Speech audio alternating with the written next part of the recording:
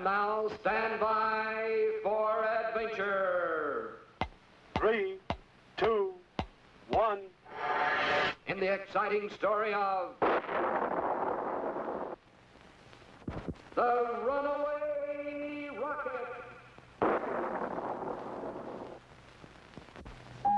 It was midnight. An intense full moon beamed down on 00 Island as little Squeak slept in his cozy bed and Scratch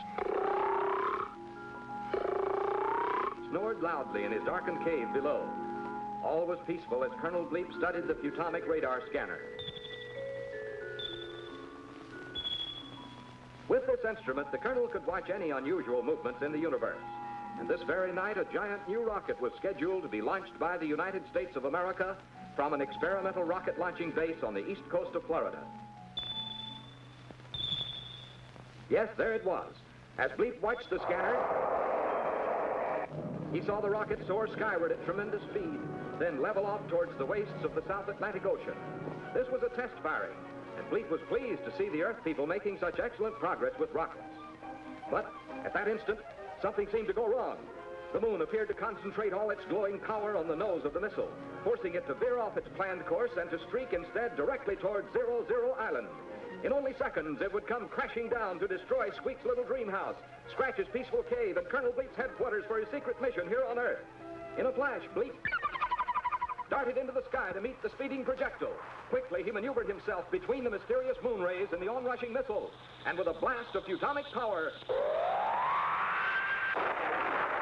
he brought the rocket to a screeching halt in mid-air.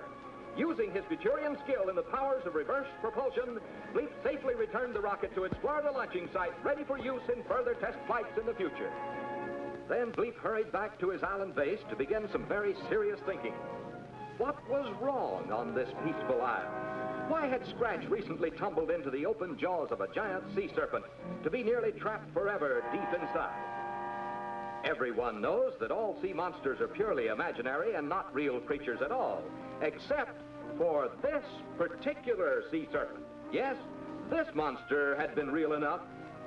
And then a terrible termite had kidnapped poor Squeak, the little wooden puppet, for a tasty dinner. But what had caused an ordinarily tiny insect to grow into a huge and terrifying monster?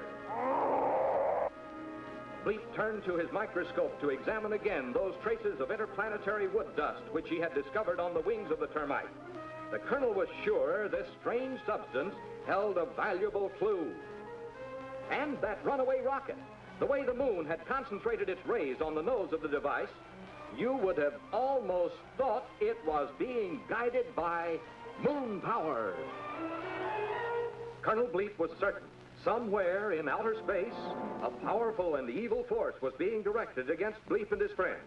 But only one person in the entire universe had such evil power. That person was Dr. Destructo. But of course, Dr. Destructo was at this moment a prisoner in a space bubble anchored in the outer ring of Saturn. Or was he? Bleep had to be sure. He switched on his Futonic frequency transmitter and directed a secret code message to the Interplanetary Intelligence High Command on the planet Futura.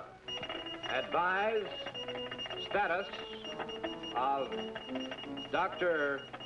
Destructo immediately. Soon, Bleep would have his reply. But meanwhile, another day was beginning on 00 Island.